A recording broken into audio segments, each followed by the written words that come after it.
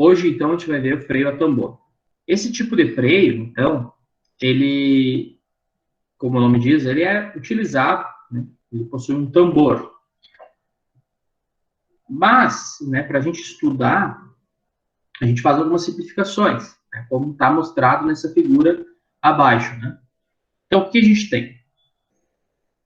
Nós temos no freio a tambor, né, nesse esquema simplificado, nós temos o tambor.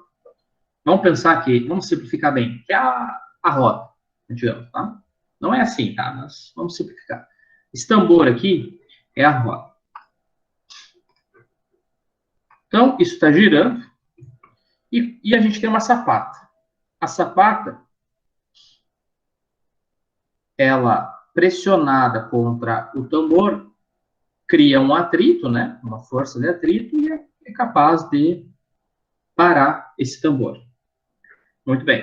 Vamos fazer uma outra analogia. A bicicleta está sem freio, está descendo uma ladeira e tu tem a tua Havaianas. O que tu faz? Pega a Havaianas, coloca no pneu de trás ali da bicicleta, né?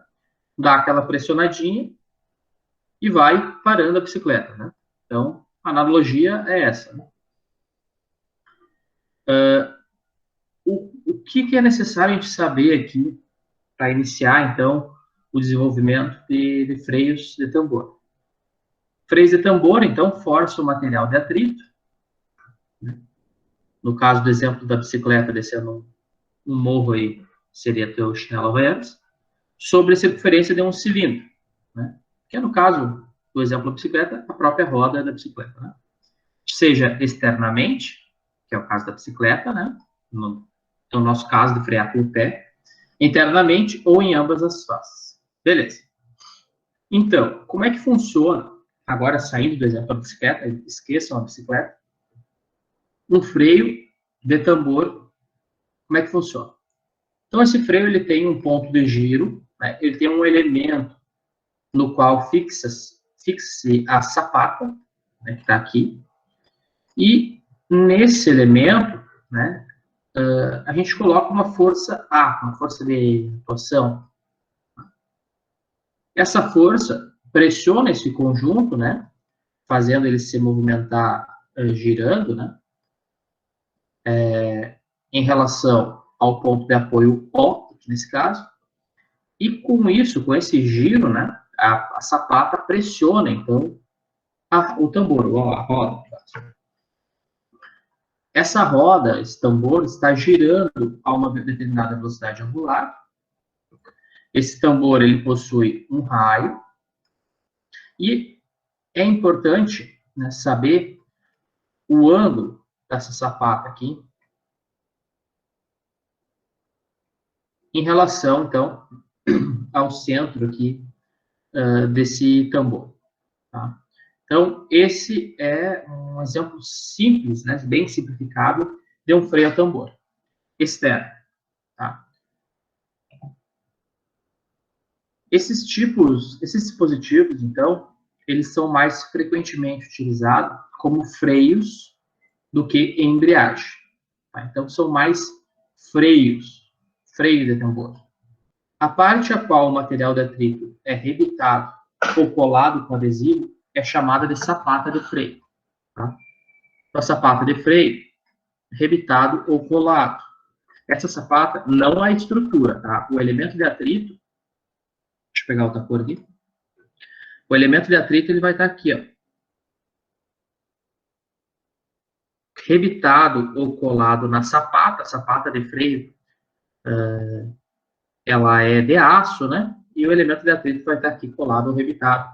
E aí vai ser esse elemento de atrito, que é um compósito, a tentar parar o movimento desse tambor. Não é o aço da sapata que vai fazer isso. Tá? Beleza. Então, como estava dizendo aqui, a parte a qual o material de atrito é rebitado ou colado, com adesivo, é chamado de sapata de freio. Tá? Geralmente é rebitado. Tá? Em caminhões, por exemplo, né? Em grandes veículos é rebitado. E geralmente em carro ele é colado, na maioria das vezes. A parte, então, que a sapata pressiona contra para fazer o atrito, para parar, é denominada tambor de freio.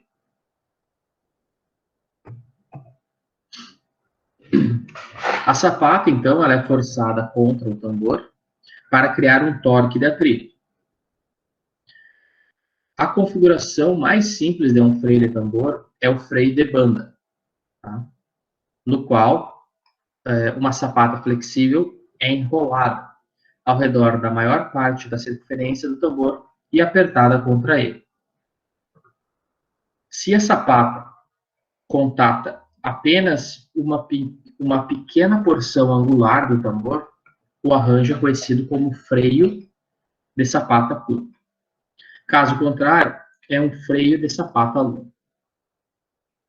Vou voltar aqui. Esse caso aqui é o caso de um freio de sapata curto. Ele é bem pequeno, esse ângulo aqui. Em outros casos, é o freio de sapata longo. Então, aqui, pessoal, a gente tem um esquema, né, do freio a tambor. Então, nesse caso, é um freio de caminhão, tá? De ônibus, enfim.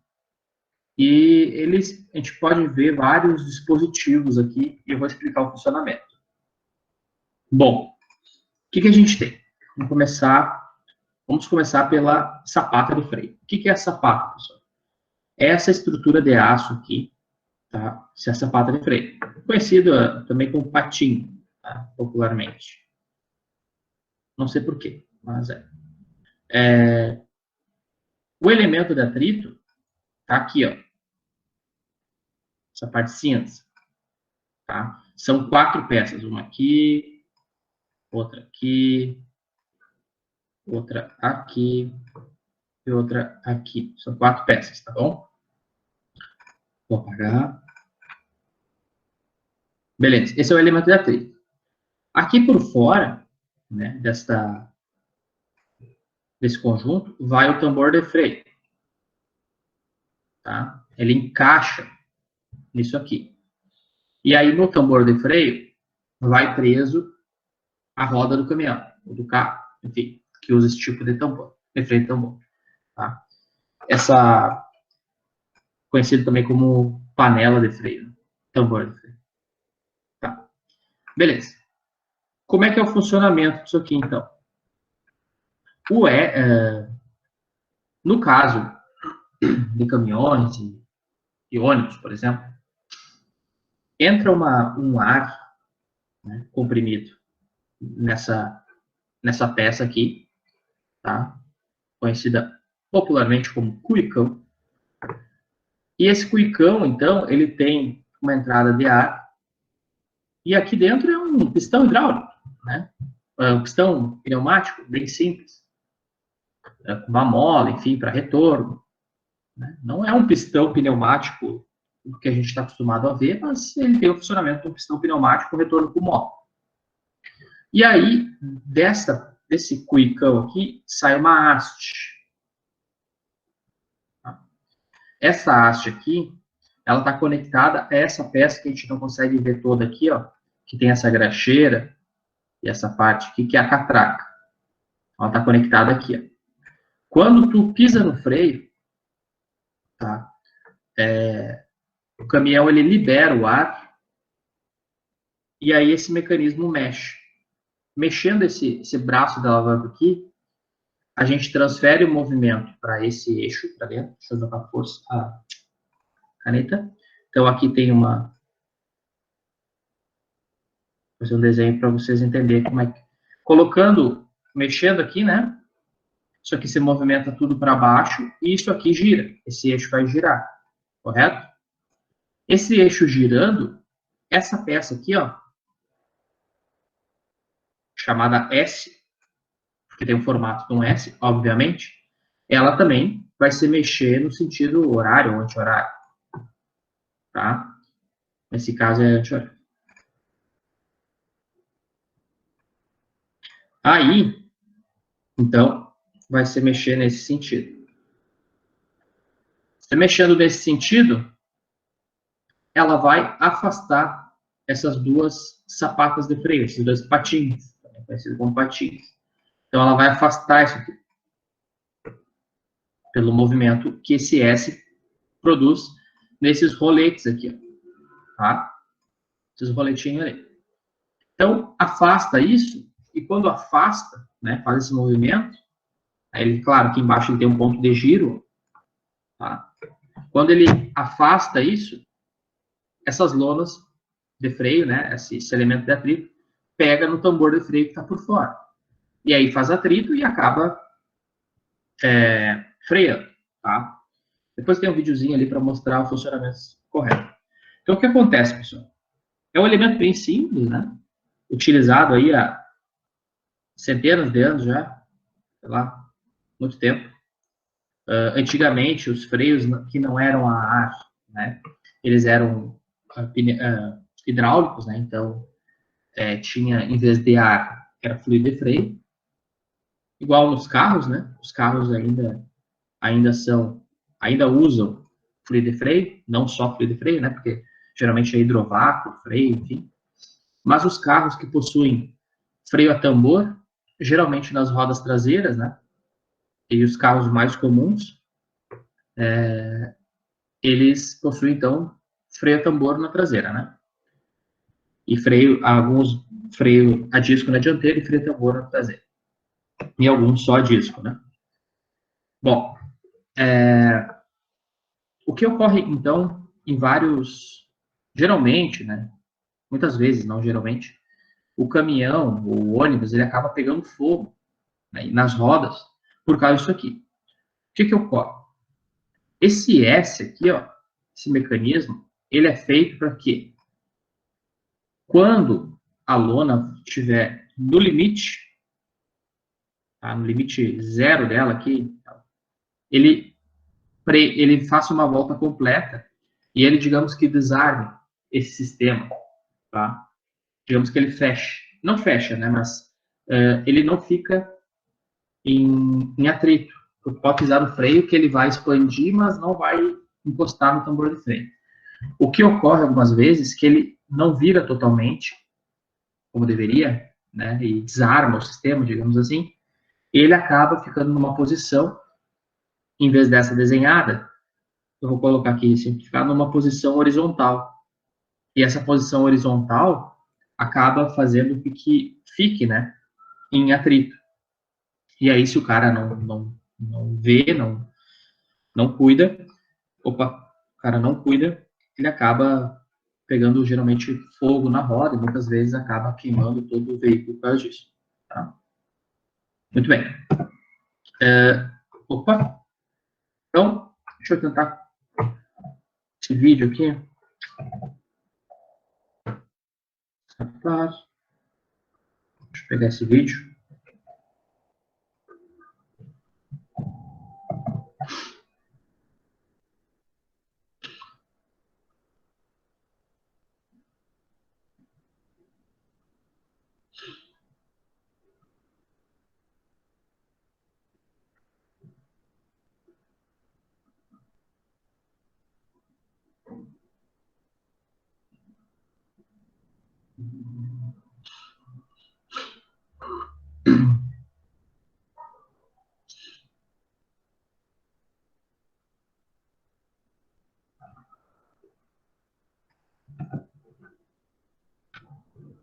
Bom, esse vídeo foi o melhor que eu achei, tá, pessoal? Não achei nenhum legal. Deveria ter procurado em inglês, né? Geralmente tem uns vídeos e GIFs bem mais trabalhados. Então, mas a ideia é essa, né? A atuação pneumática faz esse eixo girar, conectado ao eixo está o S, e o S faz afastar, né, as sapatas de freio, e a sapata de freio toca o tambor que vai por fora. Tá? Nesse caso, são freios de sapatas longas, né, porque o ângulo aqui, ó, vou fazer uma análise. O ângulo aqui, ó, é um ângulo grande, né? Do início do elemento de fricção até o final é um ângulo grande. E, além disso, o tambor vai por fora. Então, é um freio de sapata longa interno. Tá? E a gente vai falar mais adiante sobre os tipos, certinho. Então, para começar a desenvolver, né, a teoria sobre essa parte, a gente vai ver os freios de tambor com sapatas externas curtas, que não é o caso desse que a gente viu aqui. Esse aqui é uma sapata interna e longa e sapata interna longa. E a gente vai ver aqui sapata externa curta. Tá? Sapatas externas curtas. A figura abaixo, então, mostra de forma esquemática um freio de tambor com sapatas externas curtas. Então, temos um ponto de giro, né? Vamos usar a foto real aqui só para fazer uma analogia. Não é a mesma coisa, tá? Mas vamos lá. Tem o ponto de giro? Tem. Daqui o ponto de giro. Aqui embaixo. Pertinho da mola aqui. Essa mola é para retornar quando tu tira o pé do freio, tá? Então, tá aqui o ponto de giro. Beleza. A força de aplicação tá onde? No caso, aqui, ó. Força de aplicação, ela é transmitida, né? Pelo pneumático. Vai no S e o S aplica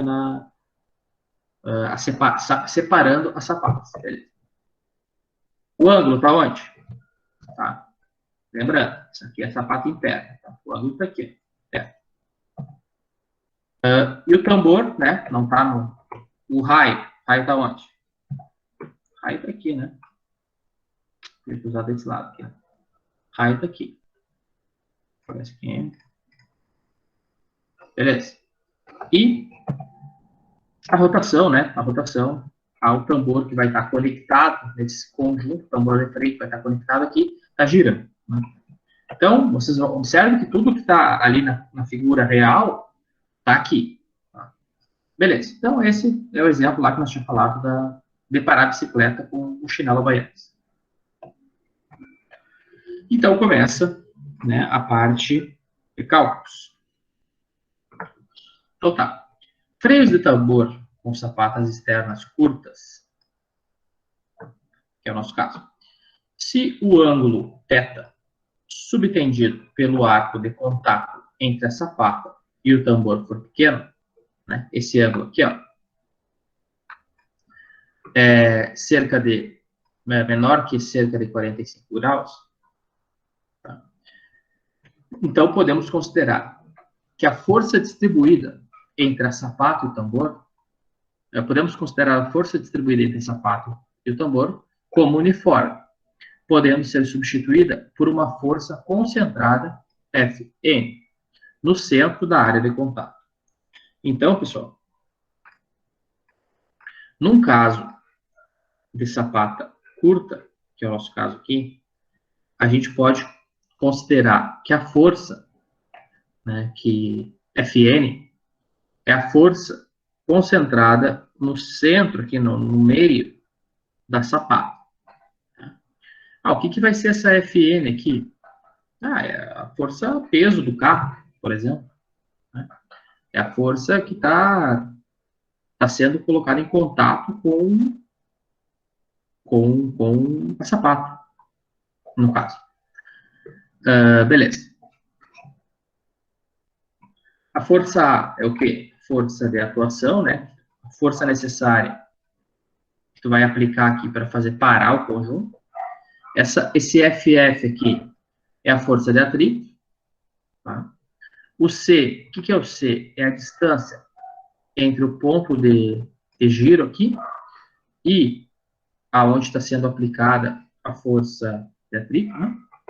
O B é a distância do centro de giro até a força concentrada, que é a Fm. E o A é a força, é a distância entre o ponto de giro e o FA. E no ponto de giro, né, como a gente tem diversas forças aqui, o somatório do momento, a gente vai ter reações, né? RY e RX. Por que é importante saber essas forças aqui? Para te poder mencionar esses pontos de apoio aqui, né? São os pinos. Beleza. Freios de tambor com sapatas externas curtas. Para qualquer valor de máxima pressão permissível na formação, P máxima, a força Fn pode ser estimada como força Fn é igual à pressão máxima da forração, pressão máxima do elemento de atrito, permissão máxima permissível do elemento de atrito, vezes o R, tá? O raio, vezes o θ, o ângulo da sapata, vezes W. W é o quê? A largura da sapata de freio na direção Z. Largura. E θ, o ângulo subtendido, em radianos. A força de atrito FF é FF igual a coeficiente de atrito, μ, Fe. Tá?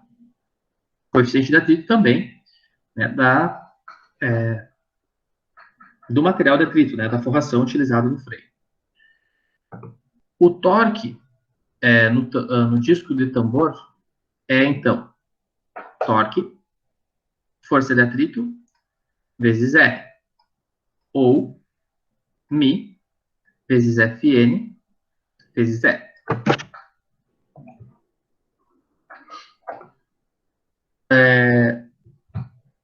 Então, aqui a gente tem já o torque. Isso aqui é para sapata curta, né? O FF e o Fn, tá? Somando, então, os momentos com relação ao ponto O no diagrama de corpo livre da figura e substituindo no somatório das forças, resulta em... Então, somatório dos momentos igual a zero. Então, nós vamos ter A vezes FA menos B vezes Fn mais C vezes FF. Tá? Esse é o somatório dos momentos em zero, em O, origem. No caso, nós podemos, então, isolar o FA com essas outras relações. Por quê? Porque o FA nós não temos aqui, nós temos o FN e o FF. Então, nós precisamos do FA, que é essa força de atuação aqui, né? Força lá no caso, que o pistão hidráulico lá, o cuicão, vai fazer no S, para expandir o conjunto e frear o caminhão, o ônibus. Então, no caso, o FA, né, só isolando isso aqui, vai ser igual, né, no final, depois de algumas manipulações, Fn, B vezes B menos coeficiente de atrito vezes C sobre A.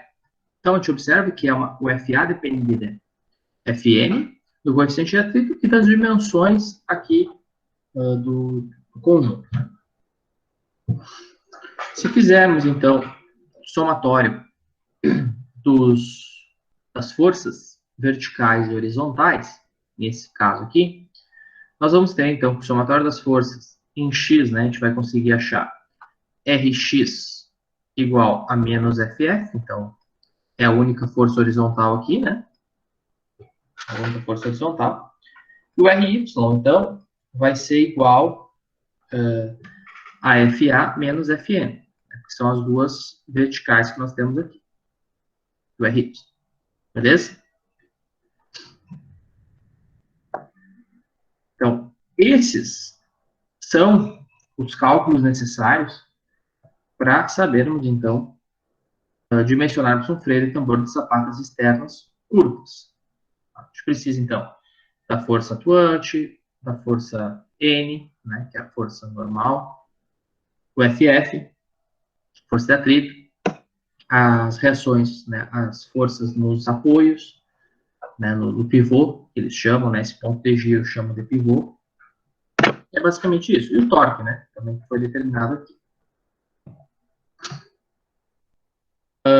Agora, a gente tem que falar, quando se fala em freio tambor, a gente tem que pensar na autoenergização. Observe na figura que, com a direção de rotação do tambor mostrada, o momento de atrito CFF é aditivo ao momento atuante CFA. Isso é conhecido como autoenergização.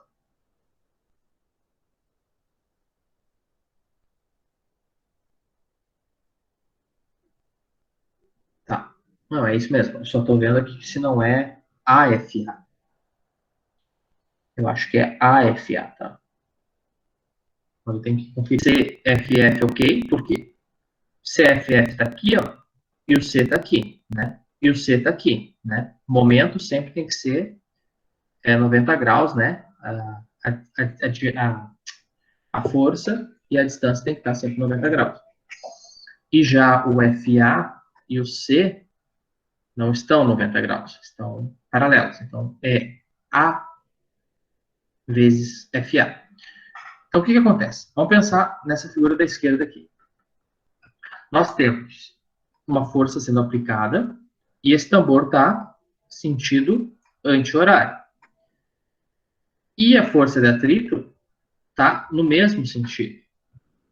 Então, quando a gente aplica uma força FA, o atrito ele aumenta o torque de frenagem, ele ajuda a aumentar. Então vamos pensar, né, pessoal? Está girando para nesse sentido aqui, né?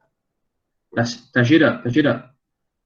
Quando a gente aperta aqui o FA, a gente, como ele está girando no sentido anti-horário, ele tende a maximizar, né, essa frenagem. Isso é chamado de autoenergização. Tá? Então, contudo, se a rotação do tambor de freio for invertida em relação ao mostrado na figura anterior, o sinal no termo de momento de atrito, CFF, se torna negativo. E assim, o freio é autodesenergizante. Então, naquele caso, estava anti-horário, agora a gente está no caso horário. Então, a gente está indo contra a aplicação dessa força aqui. Então, a gente está desenergizando, tá bom? O freio. Segue o baile. Bom, autotravamento agora, tá?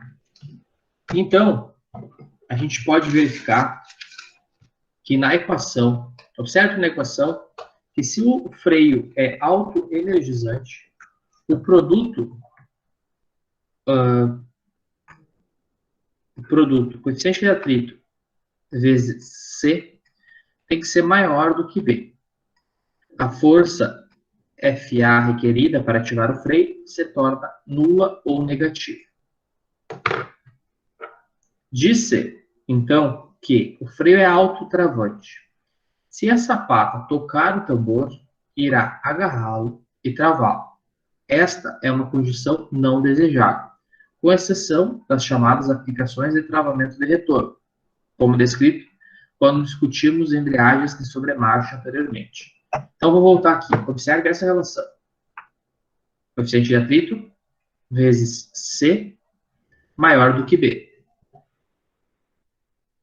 Aqui. O coeficiente de atrito vezes C maior do que B. Quando for maior do que B, tá, a gente vai ter uma condição aqui, que aqui em cima vai ficar, por exemplo, 1 sobre A vezes Fn. Tá? Isso aqui vai dar uma força muito elevada e vai acabar... Desculpa. Essa condição aqui, vamos voltar lá. Tá? Isso aqui é maior. A força FA requerida para ativar o freio se torna nula ou negativa. Isso aqui alto vai ficar maior, né, que B, vai tornar FA nula ou negativa. Ou seja, não vai ser necessário uma força aqui para travar. Entendeu? Se não tiver nenhuma força aqui, vai travar. Então, o que depende isso, essa condição de autotravamento? Depende dessas dimensões, A, C e B. Então, por isso que a gente fala que essa condição aqui, coeficiente de atrito vezes C maior do que B, é a condição para nós dizermos, então, se o freio é autotravante ou não. A gente geralmente não quer o autotravamento.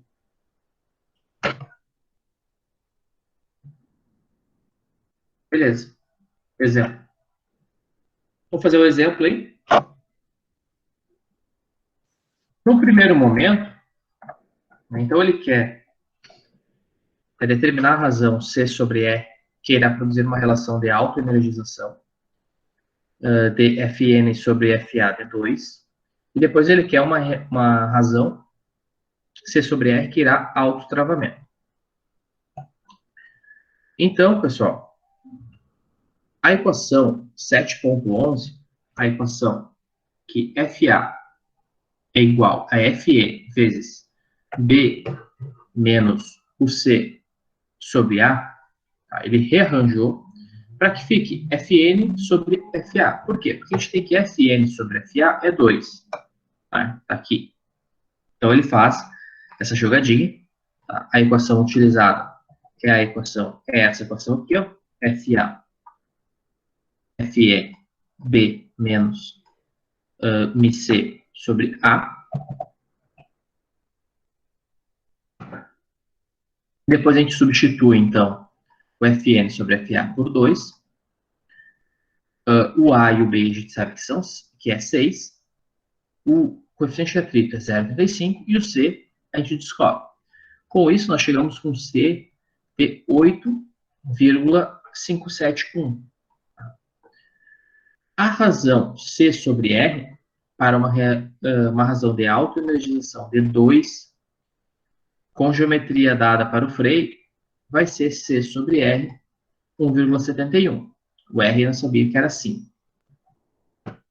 Para que o autotravamento ocorra, o FA se torna zero, fazendo que Fn sobre Fa dê igual a infinito.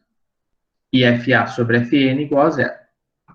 A segunda dessas razões terá que ser utilizada para evitar a divisão por zero. Ok. Rearranjando a equação, a gente acha que uma relação, um valor de C, que é essa distância aqui, ó, do ponto de giro até a força de atrito, é 17,14. Tá? Fazendo, então, essa é a dimensão do C que vai proporcionar o autotravamento. Tá? Fazendo, então, a razão C sobre R para o autotravamento, a gente vai ter uma razão de 3,43. Tá? Observe que essas razões são específicas para as dimensões do freio. O comprimento A foi colocado igual ao B, neste exemplo, a fim de eliminar o efeito da razão de braço de balanço, A sobre B, que reduz ainda mais a força AFA, requerida para qualquer força normal Fn. Beleza. Só um exemplo bem simples dessas relações, né? Explicando mais sobre o autotravamento e a autoenergização. O autotravamento é quando essa distância C aqui, quando aquela relação coeficiente C menos coeficiente de atrito vezes B, né? O C maior do que B, a gente vai ter o autotravamento.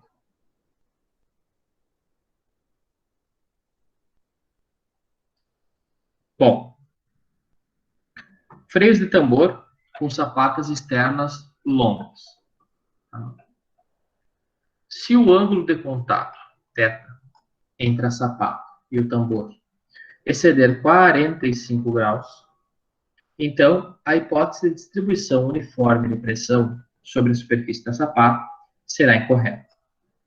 Então a gente não tem, né, aumentando muito o ângulo, a gente não tem uma distribuição uniforme. Beleza. A maior parte dos freios de sapato possui um ângulo de contato de 90 graus. ou mais. De maneira que deve ser feita uma análise mais precisa que é empregada para sapatas curtas. Uma vez que nenhuma sapata de freio é infinitamente rígida, sua deflexão irá afetar a distribuição de pressão. Uma análise que leve em conta efeitos de deflexão é muito complicada e não é realmente assegurada aqui. Então, analisar a deflexão da sapata junto não é objeto de estudo aí nesse livro.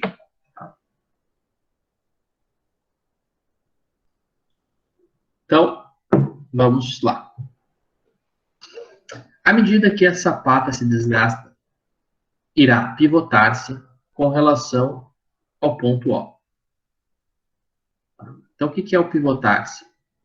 A gente vai ter um ponto da sapata que vai desgastar mais do que o outro.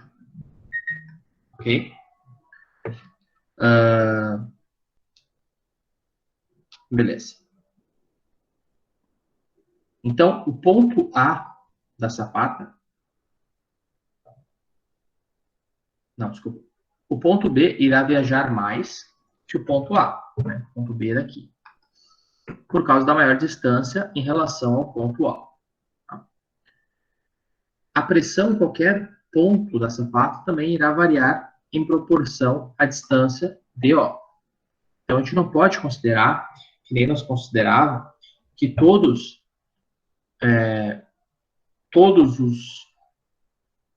os pontos têm a mesma pressão, né? Que era o caso de sapata curta.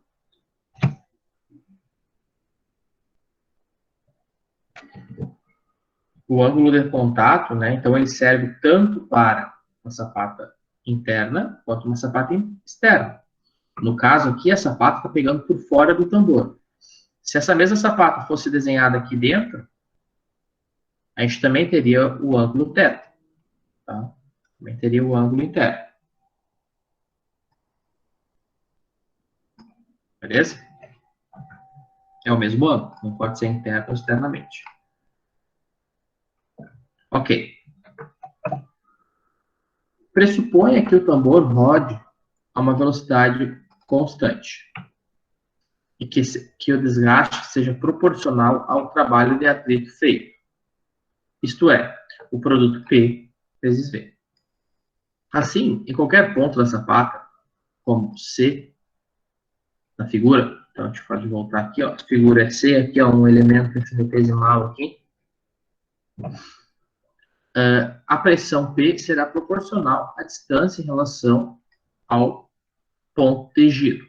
Tá? Então, a pressão P, ela é aproximadamente beta vezes seno de θ, que é aproximadamente seno de θ. Uma vez que B é constante, a pressão normal em qualquer ponto é proporcional a seno de θ. Chamaremos a constante de proporcionalidade K, aonde P é igual a K vezes seno de θ.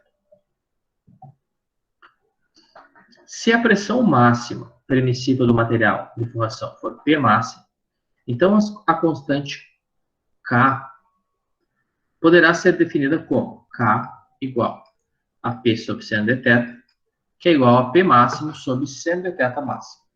Onde o seno de θ é o mínimo entre θ2 e 90 graus.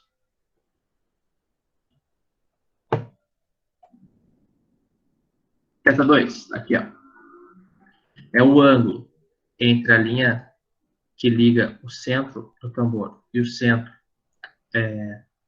da sapata, aqui do braço, né? Até a parte final da sapata. Então, esse é o ângulo θ2. Então, o ângulo mínimo entre o θ2 e 90 graus é o θ máximo. Então, nós vamos ter aqui a pressão é a pressão máxima sobre seno de θ máximo vezes o seno de θ, que é o ângulo lá, digamos, 96 graus. Beleza. A equação acima define a pressão normal em qualquer ponto da sapata e varia com o seno de θ, uma vez que a pressão máxima e θ2 são constantes para cada freio particular. Assim, a força de atrito é pequena para pequenos valores de θ. É ótima quando o θ é igual a 90 e se diminui para ângulos menores que 90. Pouco se ganha utilizando θ1 menor do que 10 graus e θ2 maior do que 120 graus. Vamos lá, desenho novamente. θ1 é o ângulo aqui da linha até o início da sapata. Este é o θ1. Para obter a força total na sapata, a função de pressão deve ser integrada sobre o intervalo angular da mesma. Então, vamos lá. Beleza. Pessoal, freios de tambor, então. Sapata externa longa, tá? Então, vamos lá. Nesse caso, então, nós tínhamos visto sapatas externas curtas. Agora, a gente vai ver sapatas externas longas, né? Aonde nós temos, então, um ângulo θ2 e θ1, né? θ1 início da sapata, θ2 final da sapata. Esse ângulo, ele é maior, né, geralmente em torno de 90 graus. Então, a gente não pode assumir desgaste uniforme, né? Então, a gente tem que fazer outros cálculos, né, para poder chegar, então, chegar nos resultados. Beleza. Então, considere o elemento diferencial dθ, mostrado na figura, da esquerda, aqui, dθ. Então, é esse elemento diferencial aqui, né? Duas forças diferenciais agem nesse elemento, tá? dFn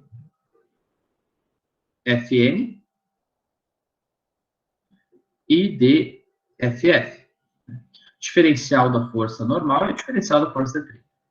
Elas possuem braços de momento com relação ao ponto O, tá? De BC de θ e de R menos B cosseno de θ. Então, essas forças diferenciais aqui, ó, possuem braços em relação ao ponto de giro, tá? Então, o dFn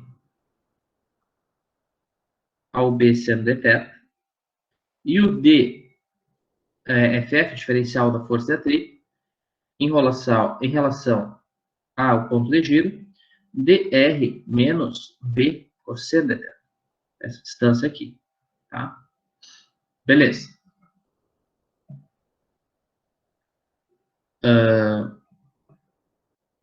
Isso aí. E a força FA, né? O braço é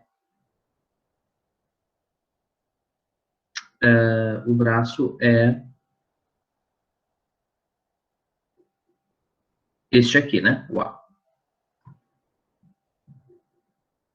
Ao integrar, então, para obter os momentos referentes a toda a superfície com relação a O, temos para o momento devido à força normal, tá? O momento da força normal, igual a integral de zero de θ1 a θ2, da pressão, largura, vezes raio, do ângulo, vezes o diferencial do ângulo, B seno de θ, né? Que é o quê? É força vezes a distância, né? Força aqui é o quê? É isso aqui, isso é F. Pressão vezes largura, raio, né? E o diferencial do ângulo, vezes a distância, que é o D, né? Que é B seno de θ. Isso vai dar uma integral de θ1 a θ2, de W, R, P, BP, seno de θ de θ. Que aí vai ser seno de θ ao quadrado, né? Que está aqui na integral daí, integrado, seno de θ ao quadrado.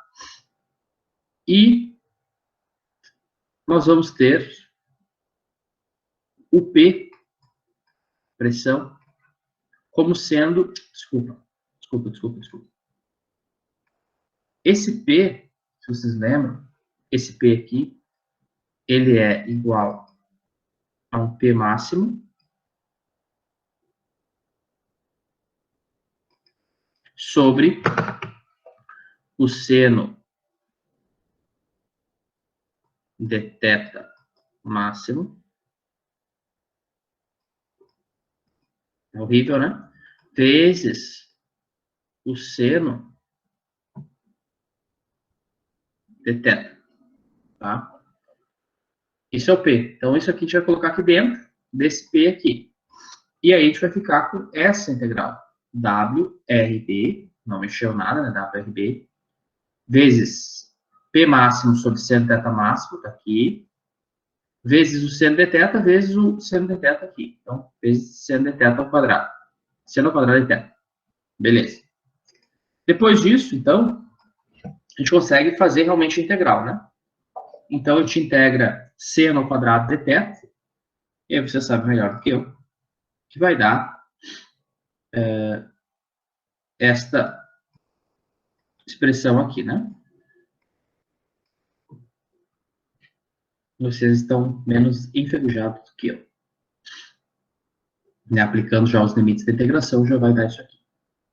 Ok. Então, o momento Fn vai ser igual a W, largura, R, raio, P, distância, pressão máxima da forração sobre seno de θ máximo, abre colchetes, 1 meio de θ1 menos θ2, θ2 menos θ1, menos 1 quarto, seno de 2 θ2 menos seno de 2 θ1. Tá? Onde W é a largura, em direção Z, e as outras variáveis estão definidas na figura. Então, esse é o momento Fn. O momento Ff, devido à força de atrito, ele também é. A força é U vezes Fn, né? O Fn nós já sabemos, é isso aqui, é P, W, R de θ, vezes a distância. Então, é força vezes distância, né? Distância aqui, força aqui. Beleza. Também o P se transforma em P máximo sobre seno de θ máximo, seno de θ, vezes, né? O R menos B é B cosseno de θ. E aí, nós vamos integrar também isso. Então, a gente vai ter, integrando, né, essa equação, o momento de F de atrito, né, FF, igual ao coeficiente de atrito vezes a largura vezes o raio, pressão máxima sobre seno de θ máximo, aplicando os limites da integração, né, aqui nós vamos integrar seno cosseno, seno cosseno, não pegar cosseno, seno cosseno. A gente vai, seno cosseno. A gente vai ter esta equação aqui também, dependendo dos ângulos do seno e do cosseno. Então, a força A, a FA, ela pode ser a força, o momento Fn, sobre o momento A mais ou menos o momento FF sobre A, onde o sinal superior é para o freio autoenergizante e o inferior para o autodesenergizante. Tá? Pode ocorrer autotravamento apenas se o freio for autoenergizante e FF maior do que MFE. Tá? Beleza.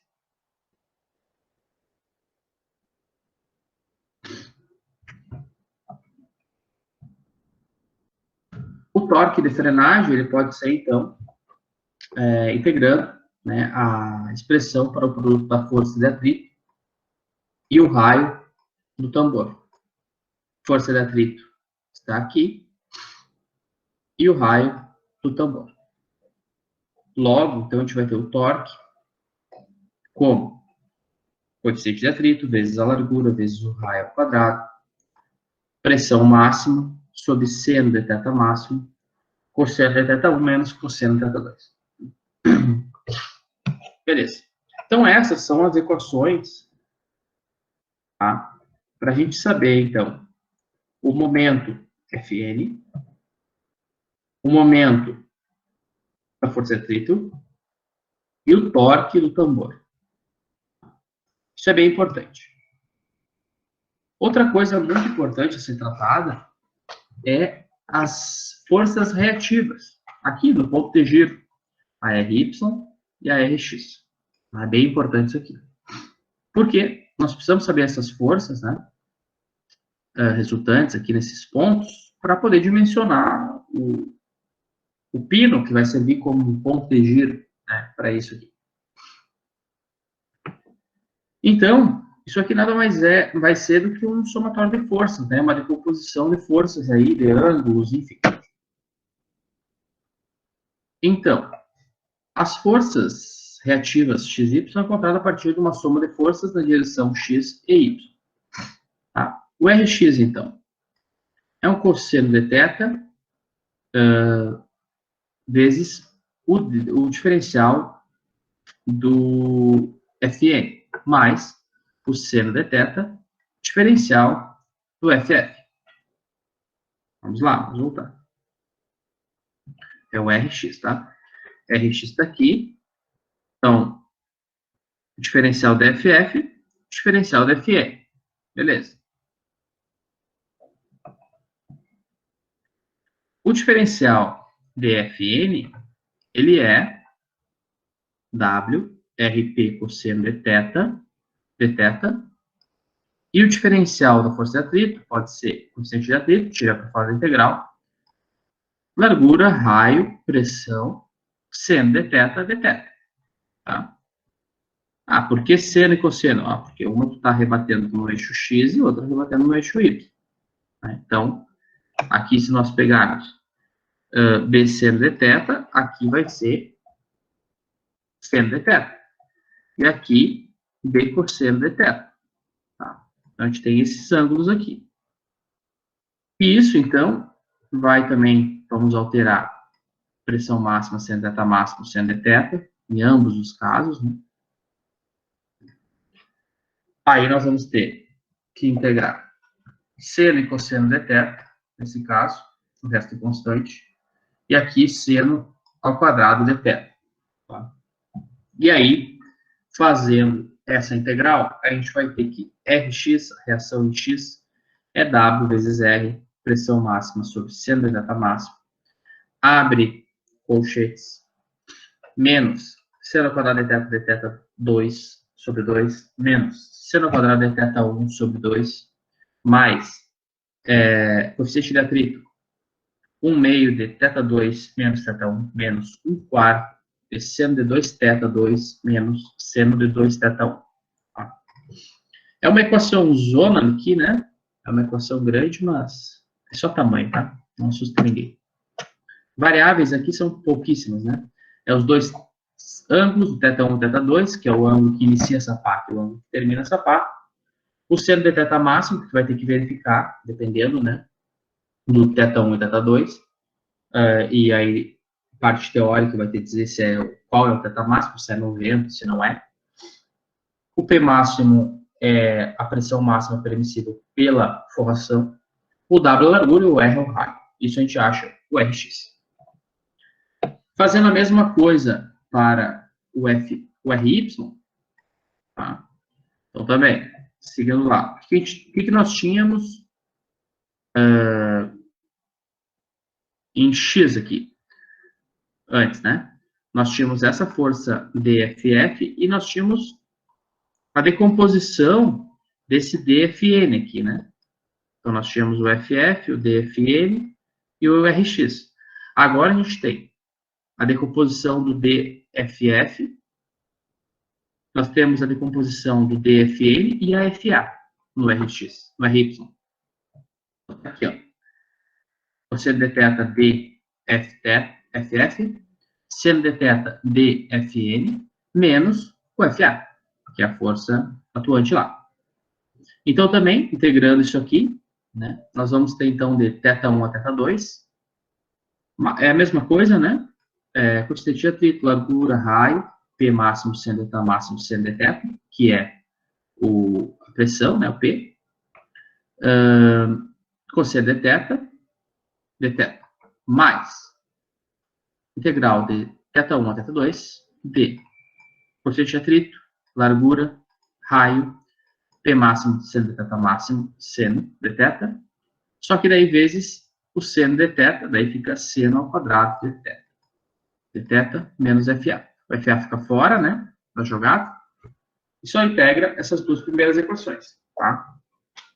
E aí a gente pode fazer, né, WR, P máximo, seno de θ máximo, vezes menos coeficiente de atrito, seno ao quadrado de θ2 sobre 2, menos seno ao quadrado de θ1 sobre 2, mais 1 meio de θ2 menos θ1, menos 1 quarto de seno de 2 θ2 menos seno de 2 θ1, isso tudo menos o FA, tá aqui. Então, essa também uma equação grande, mas que não assusta ninguém. E assim, né, pessoal? Essas duas equações aqui, claro, eu fiz aqui rápido e um pouco confuso, né? Se fosse no presencial, eu mostraria para vocês no quadro com mais detalhes, principalmente essas relações desses ângulos aqui, mas nada mais é que foi uma decomposição de esforços horizontal e vertical, né? Então, a gente decompôs essas forças aqui,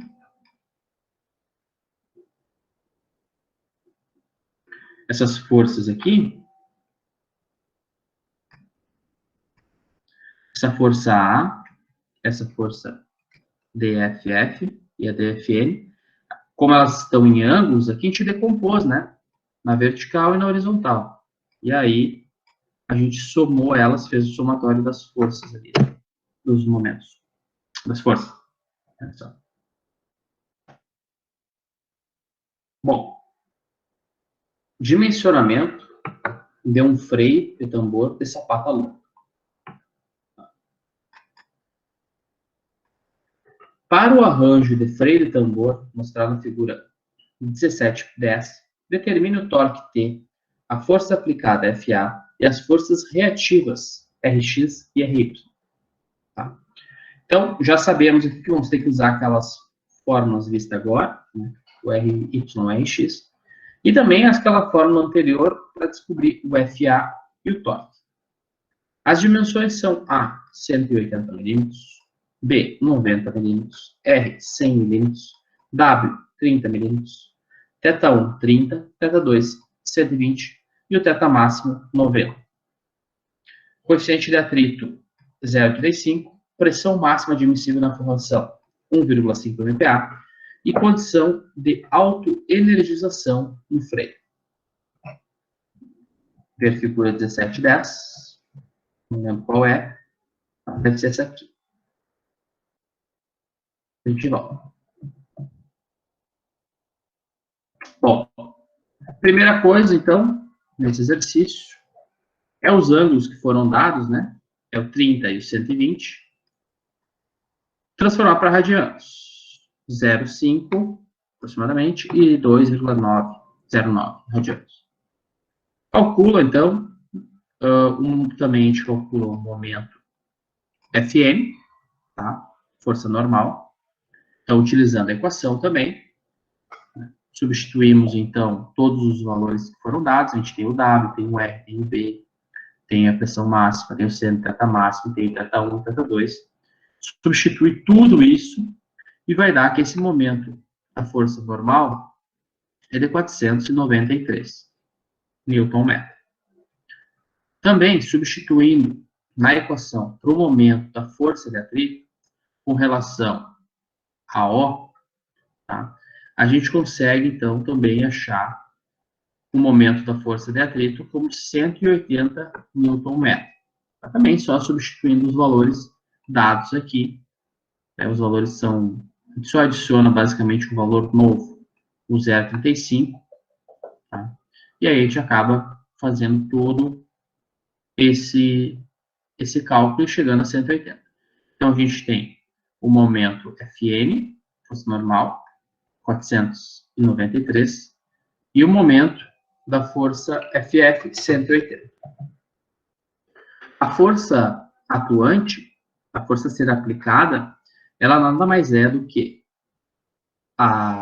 o momento Fn menos o momento FF sobre A. Por que menos? Porque ele disse autoenergizante. Então a gente tem que ficar ligado nisso. Foi autoenergizante, né? Autoenergizante. Quando é autoenergizante, com essa fórmula aqui, a gente usa o menos aqui, tá? Para poder chegar na condição de autoenergizante. Com isso, nós vamos ter, então, uma força a ser aplicada lá de 1.743 newtons. Tá? Depois disso, então, ele pede ainda, determine o torque de atrito a partir da equação 1715. Então, o torque da força de atrito, né, também é calculado, utilizando o coeficiente de atrito, a largura, o raio ao quadrado, a pressão máxima, a forração, seno de θ máximo, cosseno de θ1, menos cosseno de θ2. Tá? Aplicando tudo isso, né, a gente chega que esse freio, então, ele tem uma capacidade de torque de até 515 newtons-metro, tá bom? Então, essa é a capacidade do freio. A força a ser aplicada para promover isso, 1.743. Beleza.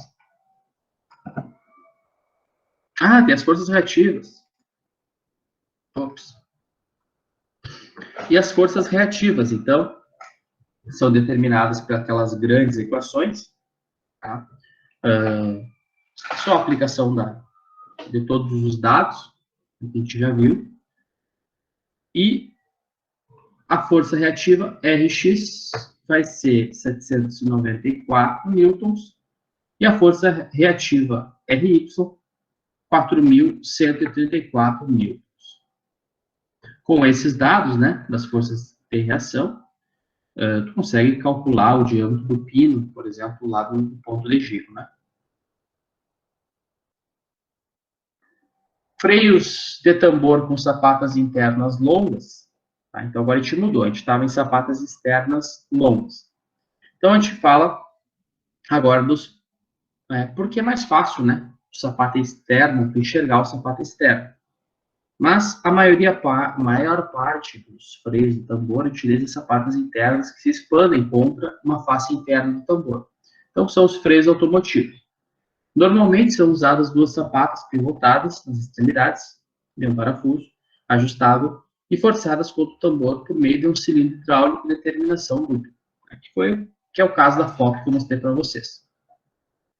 Molas leves mantêm as sapatas contra os pistões de cilindros de roda e puxam as sapatas de modo a afastá-las do tambor quando estão desativadas, né?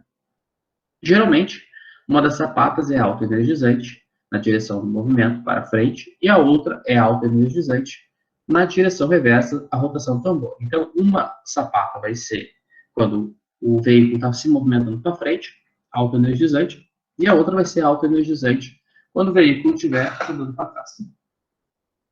A roda do automóvel, né, ela é fixada diretamente no tambor de freio. A análise do freio de sapata interno é a mesma que aquela do freio de sapata externo. Não muda absolutamente nada. Então, aqui está a frase de fechamento.